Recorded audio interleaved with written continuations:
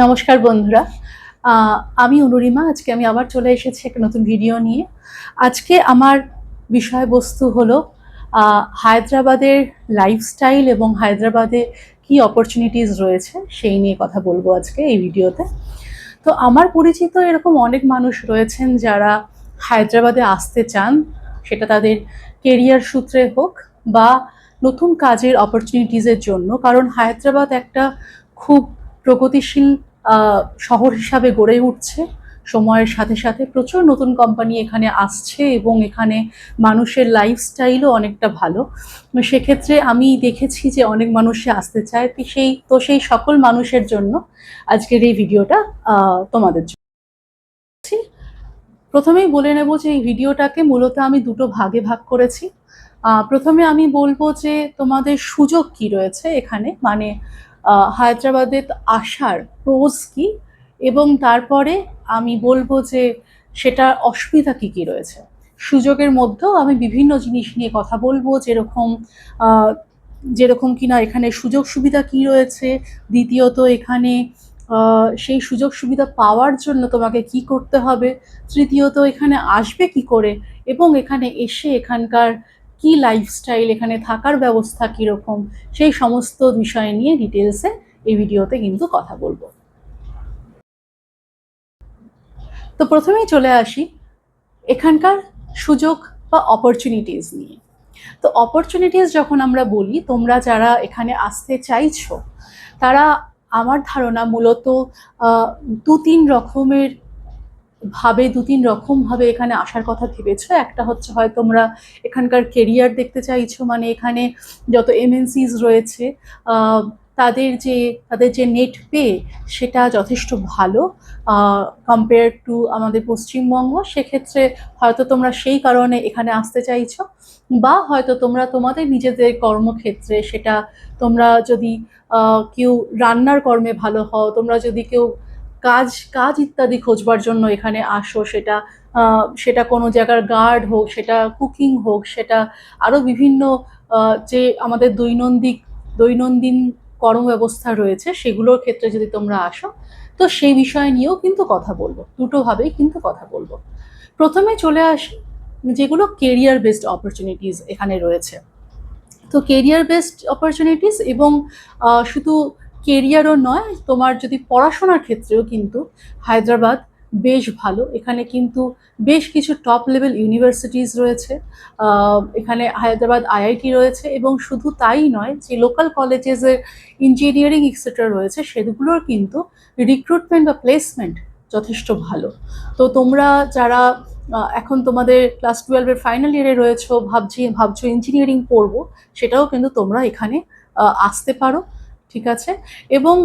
এবং যারা অলরেডি ওখানে তোমরা কর্পোরেটে রয়েছো এবং তোমরা ভাবছো যে তোমাদের কেরিয়ারটা হায়দ্রাবাদ হোক বা ব্যাঙ্গালোর হোক এরকম জায়গায় শিফট করতে চাও, সেক্ষেত্রে যথেষ্ট ভালো অপরচুনিটিস রয়েছে। হায়দ্রাবাদ একটা গ্রোয়িং সিটির মধ্যে পড়ছে, যেটা কিন্তু খুব well planned compare to Bangalore, এবং অ্যাট দ্য সেম টাইম প্রচুর ভালো ইনফ্রাস্ট্রাকচারও রয়েছে।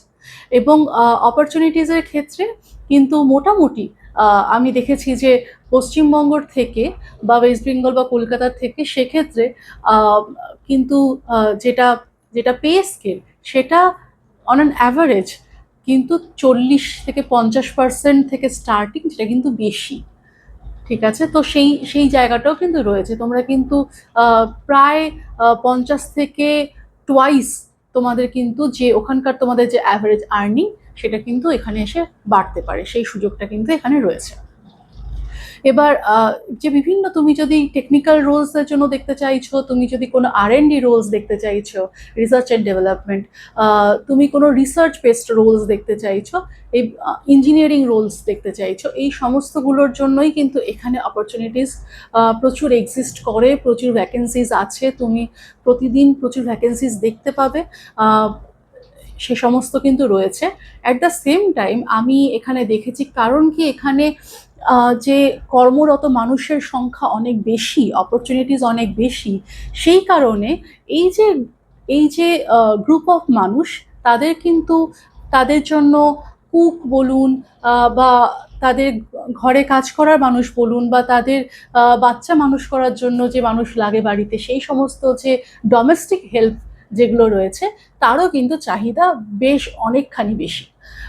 এবং শুধু চাহিদা বেশি বলেও নয়, অন অ্যান অ্যাভারেজ আমি এটাও দেখেছি কিন্তু এখানকার যে অ্যাভারেজ যে পেমেন্টটা এই সমস্ত মানুষরা পান সেটাও কিন্তু যথেষ্ট বেশি, প্রায় প্রায় দ্বিগুণ যতটা ওখানে পশ্চিমবঙ্গের যে কোনো জেলাতে, কলকাতা হোক যে কোনো জায়গায় কিন্তু পাওয়া যায়। সেই অপরচুনিটিটা কিন্তু এখানে এক্সিস্ট করে। তো সেটা একটা খুব বড় সুবিধা যদি আপনি ভাবছেন যে এই শহরে আসবেন, কারণ এই শহর কিন্তু প্রচুর পরিমাণে খুব খুব দ্রুত কিন্তু এগিয়ে চলছে। এটা গেল অপরচুনিটিসের কথা। এবার আপনি এই সমস্ত যে সুযোগগুলো রয়েছে সেটা আপনি অ্যাভেল করবেন কি করে, মানে সেটা আপনি খুঁজে পাবেন কি করে? ঠিক ঠিক তো কেরিয়ারের ক্ষেত্রে তোমরা নিশ্চয়ই জানো, যারা এই ভিডিওটা দেখছো তোমরা নিশ্চয়ই জানো যে কেরিয়ারের ক্ষেত্রে কিন্তু দুটো খুব ভালো প্ল্যাটফর্ম, একটা হচ্ছে লিঙ্কডইন, আরেকটা রয়েছে নকরি। তা বাদেও আরও অনেকগুলো খুব ভালো প্ল্যাটফর্ম বেরিয়েছে। আমি প্রধানত লিঙ্কডইন বা নকরি দেখেছি সময় সময়, এবং সেগুলোতে খুব ভালো লিড পাওয়া যায়। আপনার যদি নেটওয়ার্কিং করতে হয় সেক্ষেত্রে লিঙ্কডইন একটা খুব ভালো জায়গা। তো ডেফিনেটলি সেইভাবে নেটওয়ার্কিং করে কারোর কাছ থেকে রেফারেল চেয়ে বা আপনার পরিচিত কেউ রয়েছে সেখান থেকে রেফারেল চেয়ে বা বিভিন্ন জায়গাতে অ্যাপ্লাই করে এটা কিন্তু আপনি বা তোমরা করতে পারো। সেইটা কিন্তু রয়েছে, এবং এখানে যেহেতু অনেক পরিমাণে জব প্রতিদিন প্রায় তোমরা দেখতে পাবে, কারণ নাম্বার অফ কোম্পানিজ অনেক বেশি, সেক্ষেত্রে জবের অ্যাভেলেবিলিটিটা অনেক বেশি।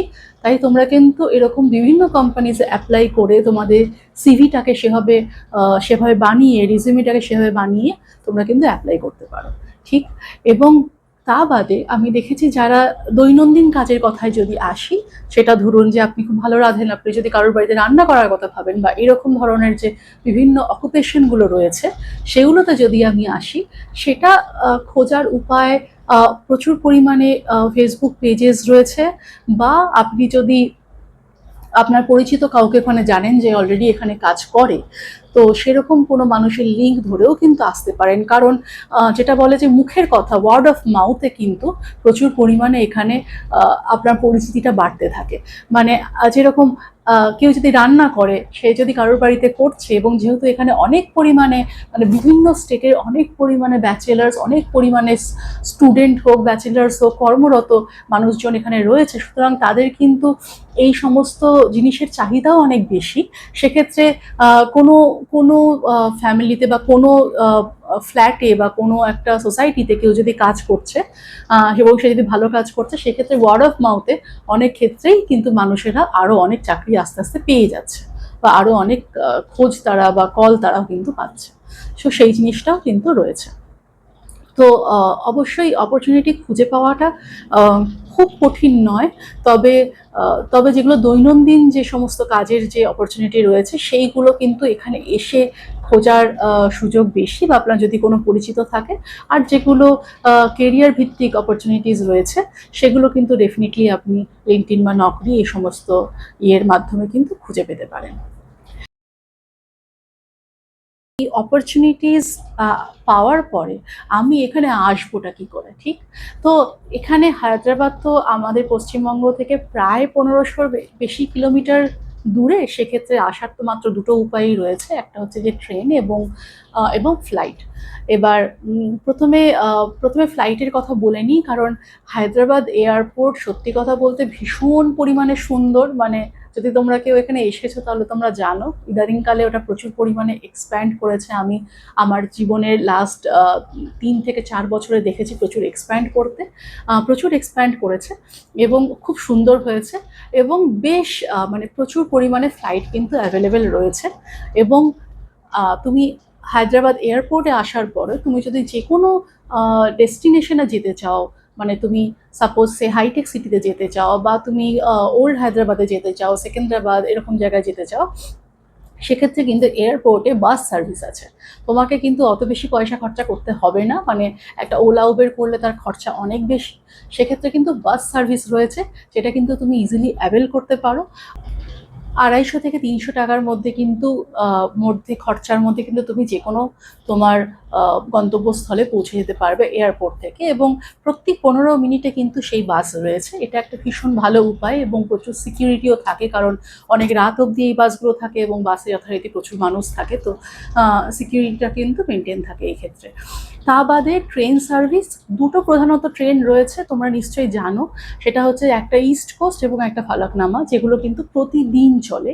এটা বাদে এখন যেহেতু প্রচুর মানুষ হায়দ্রাবাদে আসেন, তো এই দুটো ট্রেনের টিকিট খুব কম সময় পাওয়া যায়। ফলকনামা তো বেরোনোর সঙ্গে সঙ্গে বুক হয়ে যায়। তা বাদে যে ইস্ট কোস্ট রয়েছে, ইস্ট কোস্ট পাওয়া যায়, কিন্তু কিন্তু প্রায় তোমাকে 2-2.5 মাস আগে কিন্তু এটা বুক করতে হবে। সেক্ষেত্রে কিন্তু ইস্ট কোস্টটা পাওয়া যায়। আর তা বাদে এখন অনেকগুলো উইকলি বেসিসে কিন্তু অনেক ট্রেন এসেছে, যেগুলো কিন্তু তোমরা অবশ্যই দেখতে পারো। চতুর্থ পয়েন্টে আসি, যে এখানে থাকার খরচাটা কীরকম। থাকার খরচা নিয়ে কথা বলতে গেলে প্রথমেই আসে হচ্ছে যে আমার দৈনন্দিন যে খাবার জিনিসপত্র আমি কিনছি তার খরচা কীরকম।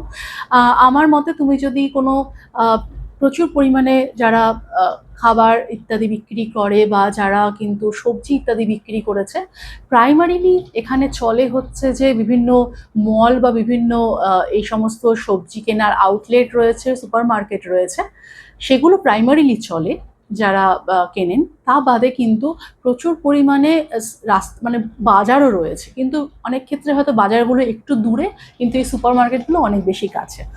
বাজারে কিন্তু মোটামুটি যে দামটা আমি দেখেছি, সেটা কিন্তু পশ্চিমবঙ্গের মধ্যেও যা দাম তুমি দেখতে পাবে, এখানেও কিন্তু মোটামুটি খুব একটা ফারাক নেই।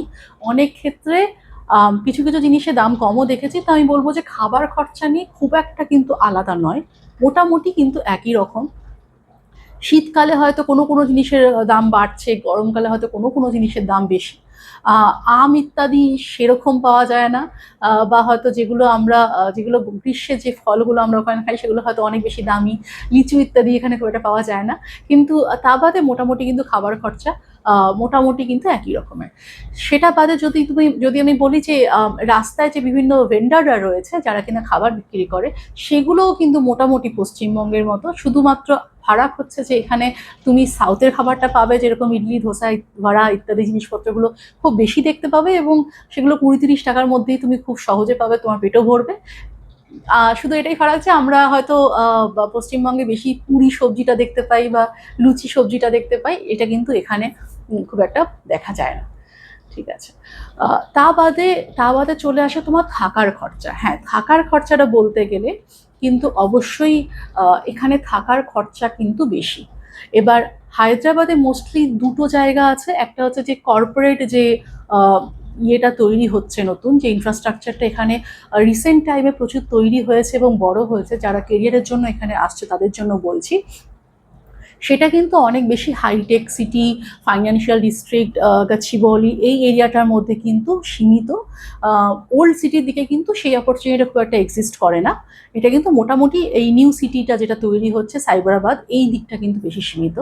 এবং এখানে কিন্তু থাকার খরচাটা অনেকটাই বেশি। মানে তুমি যদি কলকাতায় নিউ টাউন বা সল্টলেকের দিকে থাকো, সেখানে যেরকম তুমি মোটামুটি 20,000 টাকার মধ্যে ভালো ফ্ল্যাট পেয়ে যাবে, হয়তো 2 BHK ফ্ল্যাটও তুমি পেয়ে যাবে। এখানে কিন্তু সেটা 35-এর কমে কিন্তু তুমি 2 BHK ফ্ল্যাট পাবে না। সিমিলারলি 1 BHK কিন্তু তুমি 18 থেকে 22-এর কমে কিন্তু পাবে না। তো এগুলো হচ্ছে এই রেটগুলো আমি বলছি, যেগুলো কর্পোরেট অধ্যুষিত এরিয়া। এবং যদি তুমি দেখো এখানকার রাস্তাঘাট থেকে শুরু করে সব কিছুই কিন্তু ভীষণ পরিমাণে ভালো। ঠিক আছে। সুতরাং মানে দামটাও কিন্তু সেই তুলনায় একটু বেশি। কিন্তু এটা বলার পরেও একটা কথা বলছি, যেহেতু এখানে তোমার ইনকামটা অনেকটাই বাড়ার চান্সেস থাকছে, তাই মেবি সময়ের সাথে সাথে তোমার মনে হবে না যে দামটা হয়তো কিছুটা অ্যাডজাস্ট হয়ে যাবে, যত তুমি এখানে তোমার কেরিয়ারটাকে বানাতে পারছো। এক সেম টাইম যারা কর্মরত মানুষ, যারা এখানে কর্মের জন্য আসছেন, তোমরা অনেক মানে তোমরা অন্য লোকের সাথে অ্যাডজাস্ট করেও থাকতে পারো। এরকম অনেক সস্তার জিনিসও তুমি পেয়ে যাবে, কিন্তু তোমাকে একটু সময় নিয়ে খুঁজে সেগুলো দেখতে হবে। আর তোমার যদি অলরেডি কোনো নেটওয়ার্ক থাকে, জানা পরিচিত থাকে, সেক্ষেত্রে কিন্তু একটু খুঁজে দেখতে হবে। তাও কিন্তু ওখানকার যে যে দামে বা তুমি যে ইয়েতে যে ঘর তুমি পাবে, সেটা কিন্তু এখানে তার থেকে অন্তত, আবার বলছি, 50% কিন্তু তোমার বেশি দাম হবে। যদি ওখানে কোনো কিছু 7,000 টাকা হয়, এখানে কিন্তু সেটা ডেফিনেটলি 10,000 টাকা হবে। তো সেই সেই জায়গাটা কিন্তু রয়েছে।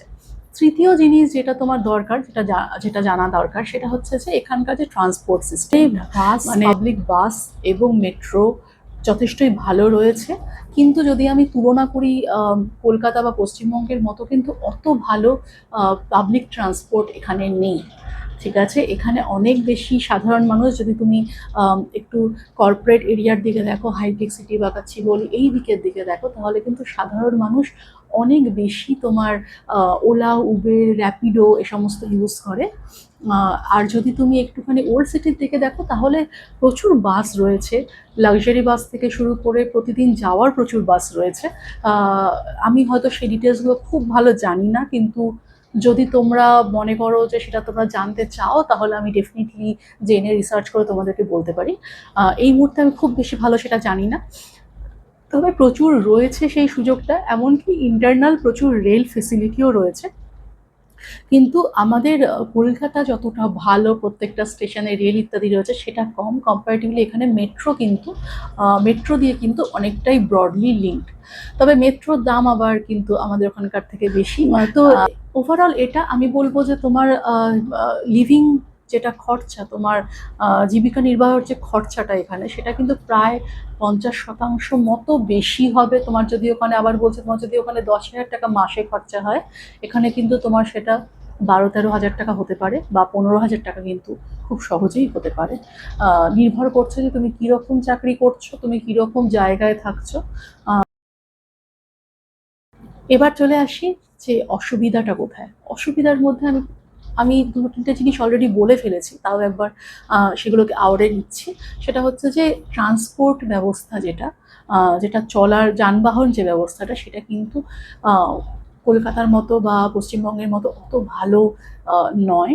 এখানে রাস্তাঘাট ভীষণই ভালো, কিন্তু প্রচুর পরিমাণে প্রাইভেট গাড়ি এবং প্রচুর পরিমাণে কিন্তু ওলা, উবের, র্যাপিডো ইত্যাদি প্রচুর চলে। তবে একটা ভালো জিনিস এখানে অবশ্যই মেনশন করা দরকার, সেটা হচ্ছে যে এখানে কিন্তু র্যাপিডোতে অটোও চলে, এবং অটোর ভাড়া কিন্তু অনেক ক্ষেত্রে গাড়ির থেকে, মানে ক্যাবের থেকে অনেকটা কম পড়ে। তো সেটা একটা জিনিস তোমরা অ্যাভেল করতে পারো। কিন্তু ওভারঅল দেখতে গেলে এখানে কিন্তু যে পাবলিক ট্রান্সপোর্ট রয়েছে, যে পরিষেবা রয়েছে যানবাহনের, সেটা কিন্তু কলকাতার মতো অত উন্নত নয়, তাই একটু খরচা বাড়ার সুযোগ রয়েছে এখানে। তা বাদে আমি বলবো যে থাকার খরচা ওভারঅল একটুখানি বেশি, যেটা আমি আগেও বললাম। তো মোটামুটি এই দুটো জিনিসই আমি দেখতে পাই যে সমস্যাদায়ক, যেটা কিনা শুরুতেই তোমরা যখন, মানে প্রথমে 1 বছর 2 বছর একটু সমস্যা হতে পারে, কিন্তু যদি তুমি এখানে লং টার্ম যদি ভাবো, কারণ তুমিও আস্তে আস্তে তোমার নেটওয়ার্কটা এখানে বাড়তে থাকবে, তুমিও আস্তে আস্তে এখানে ইমপ্রুভ করতে থাকবে, তুমি যত ভালো হতে থাকবে, তুমি যত মানুষের সাথে পরিচিতি বাড়বে, তুমি যত মানে ভালো ভালো পাবে, ঘর পাবে বা কাজ করার জন্য ভালো সুযোগ পাবে, তত কিন্তু এই সমস্যাগুলো আস্তে আস্তে অত বড় হয়ে দাঁড়াবে না। আর কেরিয়ার গ্রোথ বলতে গেলে কিন্তু এখানে যথেষ্টই ভালো। তো এই সমস্ত পয়েন্টগুলোই আজকে আমার বলার ছিল। তোমরা যদি মনে করো যে এর বিয়ন্ডে তোমরা আরও অনেক জিনিস রয়েছে হায়দ্রাবাদ সম্পর্কে, যেগুলো তোমরা জানতে চাও, আমি হায়দ্রাবাদে অলরেডি 3 থেকে 4 বছর রয়েছি। তো তোমরা যদি অবশ্যই সেটা কমেন্ট সেকশানে তোমরা লিখে দাও। আমি যদি পারি তাহলে নিশ্চয়ই আরেকখানা ভিডিও বানাবো তার উপরে। অনেকগুলো যদি আমি আলাদা আলাদা প্রশ্ন ইত্যাদি পাই, সেগুলো মিলিয়ে নিয়ে একটা ভিডিও বানাবো।